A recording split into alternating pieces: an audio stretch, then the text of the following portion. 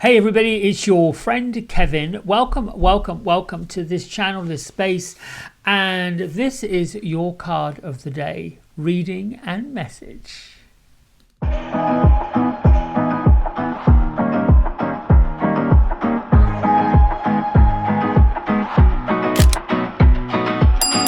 my friends, a lovely shout out to Pamela, a friend of this channel and a friend of mine, who gifted me this very surprised and loving Celtic card mat. I love the colours in this.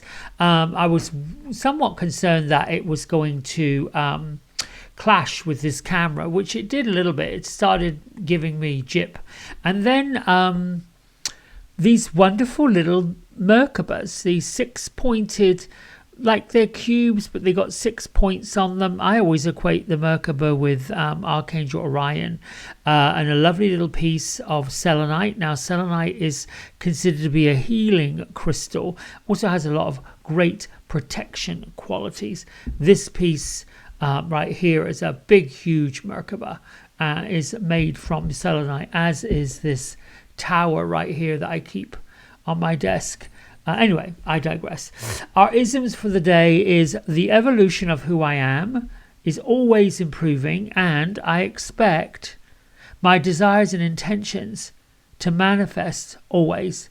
If there's no expectation for the manifestation of what we're looking to do and who we're looking to be and what we're looking to accomplish, then we end up in la la land. We end up in this void or this vortex where nothing really much happens. I should point out that today is the number 7 day in angel numerology, and the number 7 is about knowing that you're on the right path and that you're making good life choices. So sometimes we can be on this journey and we can be sort of stuck with the indecision, and that's a non-action space to be in. So just know, you have to get into that knowing that divine order is in place, divine magic is in place, and the doors of opportunity are opening. So focus on what you want and keep that focus moving forward. See it, feel it, believe it. Now, our card of the week comes from the Divine Masters Oracle by Kyle Gray with illustrations by Jennifer Hawkyard. And our card of the week is the Guru Ram Dass.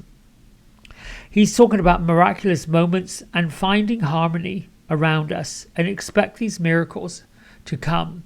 I actually like the way that he's showing up on this mat. I thought it, with all these colors and all these patterns, it would fight a little bit. If I move over here a little bit, we can see this gorgeous image again standing right on top of this Merkaba. All right, so our card of the day comes from the Archangel Michael, Sword of Light Oracle. These are by Radley Valentine with illustrations by Echo Chernick. She has only done this one deck for him, the illustrator. Anyway, I like to credit where credit's due because I don't think enough of these card readers do that. All right, so here we go. Gertrude and Beatrice, you're here. Gertrude is saying just shuffle, you got it. She's, I think, resigned to the fact that whenever she gives a number to shuffle, it goes all over the place. They do make me a little nervous sometimes with some of the stuff they have to say. 2 more times. There's 1 and then there's 2, and I'm going to take the card straight off the top, which is going to be this card. Here we go. Ooh. Get your power back. Oh my gosh. Now look. I don't know that it's the universe playing tricks or what, but look. Here's this person holding the crystal in her hand and surrounded by, guess what? More crystals. More of these rods of protection. Basically saying, you got to follow your power. You've forgotten who you really are. You're a child of the divine. So take back your power. And Guru Ram Dass is basically saying, look, you know, there are folks out there that all want power. But you've got the power inside of you that can not only open up your own doors, move that down a bit so the light's not shining on it, but it can open up the doors for other people. I always believe that when we come from confidence, and to me, self-confidence, self-reliant, knowing who you are, knowing what you're about, is the greatest accessory that your personality and your person can have, because it's you. It's you showing up in all your finery. Once you shed the fear and the drapery of indecision and the drapery of lack of confidence, and you can't do this, and what if I sound so and so, and what if such and such a person, you know what, people are going to judge and they're going to point fingers. I talked about this yesterday. Blame. They're going to put their baggages of shame on top of us 24/7 if they had a chance to. I mean, really, there is too much of that out there. So your power is standing in your own truth, both feet grounded. Whenever I start a meditation with folks, both feet flat on the floor. And my first focus before I do a reading with anybody is take a breath in through your nose, release it from your mouth, but also focus on what it feels like, what your feet feel like planted on the floor. So taking your power back is evening out the weight in both feet, evening out the weight on the left side, the right side, the front side, the back side of your body, and all the way through. When you stand in that power, you are basically making this statement. So part of the process of incarnating into a physical form from non-physical, we have to forget that we're a child of the divine. That's part of the process. So as we grow our spirituality, which number 7 is all about that, you're on the right path. The divine is saying, yep, keep going. We get to realize the truth of who we are, and we get to reconnect with the purpose. Now, we come in as little children with a knowledge of it because we come from the non-physical. But with all the things we have to learn in the physical, that kind of goes away. So right now, you might be deepening your understanding of really what you are as a spiritual being. Or perhaps you simply, you're going on faith that that's kind of true. It's a given. The faith is not a bad thing. It's a great thing. But it's also really fragile. So when the human experience keeps showing up, it disempowers the spiritual experience. And this is why these adventures that we have with the divine masters, the realms of the angels, our guardian angels, our spirit guides, the guardians of the four corners, the mother in the earth, the father in the sky.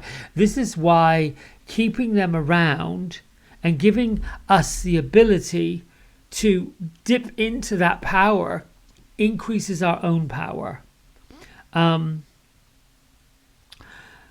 your human experience disempowers the evidence and says otherwise, this is where you get it back. So if you found yourself giving in to what other people have said about you, think about you, they're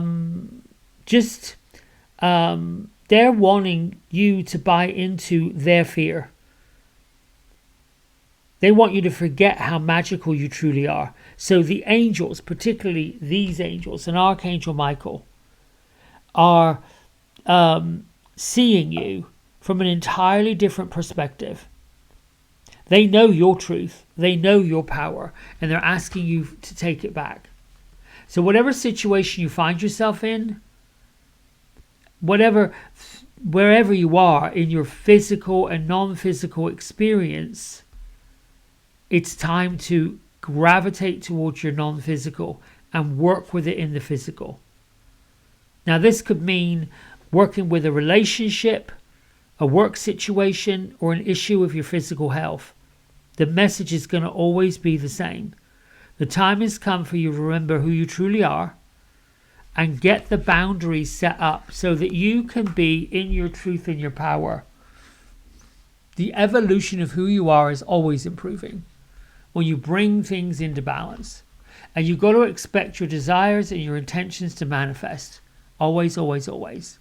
I'm trying to give, I want to land human examples of when that's happened for me. And the only thing I can really speak to is when I was little, and this is a little personal, I knew that I was different. I knew that I was attracted to boys, men. Well, yes. I don't know exactly what age that happened. But I also was completely aware that how many folks, except for a few, weren't dealing with that very well. There were the whispers, and there were the ideas, and there was things that I intuitively knew, this is different, or I'm different, or this isn't right. Now, as I got older and I went into moved into North America, I felt so blessed to be put into a profession that embraced it, that said it was okay to be like that, because there were lots of openly gay hairstylists out there who, they were accepted. It's so strange. The society and culture says it's okay. In fact, it's celebrated. It's okay if you are a gay florist or a hairdresser or whatever that means, that this profession is where you're supposed to be, or on the stage or something like that. So, I'm blessed that the spirit world said this is where you get to grow and flourish. And I'm making a point here. There have been a number of women who, when they were smaller, were told they couldn't be powerful. They weren't allowed to speak their truth or be in their truth. And my mother told me to defy all of that, or she taught me to question authority, to stand in, if you want to know something, my son, you need to ask. You need to go and find out what the answer is, because if she didn't know, I had to go find that out for myself. So the point I'm making to you, we've always had this power to be who we are. I've always known who I am and what I'm about. It always used to amuse me as a teenager and a young adult. What this word was, when did you come out? Well, I was never in anything. There was no closet. People knew it. It wasn't anything I had to hide or felt I needed to. And luckily for me, I was around people that were okay with it. I now find myself realizing, as I get older, whoa, I was on the leading edge of it all. I was sort of like that, as many of us are, sort of wondering whether or not we should say who we are spiritually. I'm a psychic medium, or I'm a medium, or I talk to dead people. There is that. And that's the power I'm talking about today. There's no closet door, there's no basement, there's no place that you have to hide yourself. When you stand, feet planted, and you declare who you are and what you're about, and you're allowed to make that change. If you make this declaration about, my name is Sarah or Sam or Joe or whoever, and I'm a spiritual being having a human experience, as your friends might say, what? And you may end up offending people. That's on them. It's not on you. When we give our power to other people, meaning it's more important for their well-being and they feel good than it is for us. It's more important that we make sure they're okay before we worry about whether we are. That's backwards. Anyway, I feel like that was a bit of Gertrude and Beatrice coming on in through there, because they're going like this. Yes, yes, yes. We are out of time almost. I'm hoping this is making sense and you're tracking it. If you're if you are in a place of indecision, what I want you to do is I want you to sit and close your eyes, put your feet flat on the floor. Take 3 deep breaths. In through your nose, push it out. In through your nose, push it out. In through your nose and push it out. I don't know what the power of 3 is. Somebody who can answer that question. Here's the other thing I want you to do. In front of you, from left to right. Is that right, Beatrice? Yes. I see it from my left to the right. There are 7 chakra colors. You can also twist it this way if you want to go up and down. I like to see, for this exercise, I like to see it in a line. They go from red in the left and violet over on the right. That's spiritual. So if I twisted it up this way, the balance goes from the basal chakra, the sacral chakra, the power, the solar plexus, the heart chakra, then your communication around the blue around your throat, and on up. If you do it this way, now what I want you to do is see those colors in a line as if they are traffic lights, or in more, what am I looking at? Spotlights. Imagine there's a stage in front of you and there's the spotlights looking at you, going from red to violet, or whatever you want to call pale purple, the spiritual end. I want you to go through them as you look at them. One of them is going to be brighter than the other, or more than one will be brighter than the other. This is the realm with which you're working with, the indecision part. The basal chakra is you're not grounded. The spiritual one is you're not meditating enough. You're not going into your spiritual side and getting in with your inner being. Your heart chakra, you've got to give some healing to yourself. Your power, your solar plexus, you've got to take away the confusion. Your sacral, the creative, the sexual area of your body, you are not getting into your reproduction, your creativity, your sensuality, your passion. Or it could be there's way too much of it. So go through all of those, see which lights up the brightest, and then work with asking your spirits, tell me how to balance all this out. A good chakra balance. Sometimes you can find a body healer. My friend Jessica Peach, if you're in Charlotte, oh my goodness. I don't think she realizes just how powerful she is as a healer.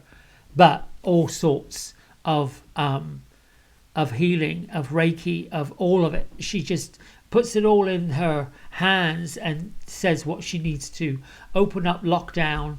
I highly recommend a session with her if you're in the Charlotte area. All right, my friends, that's it for me.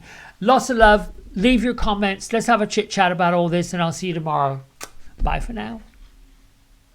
Hey everybody, we hope you've enjoyed the video. If you did, don't forget to like, subscribe and share it with all your friends. Here's a QR code if you decide you'd like to get a private personal reading with me. I'm available most evenings and on the weekends. Just go over to the website, book in what session, 30 minutes, 60 minutes, and then fill in the contact information and I'll be back in touch. And if you feel kind enough, here is a link to my donation button. Energy exchange of any amount is always gratefully received. Until next time, be well, be blessed, and thanks so much for watching. Bye.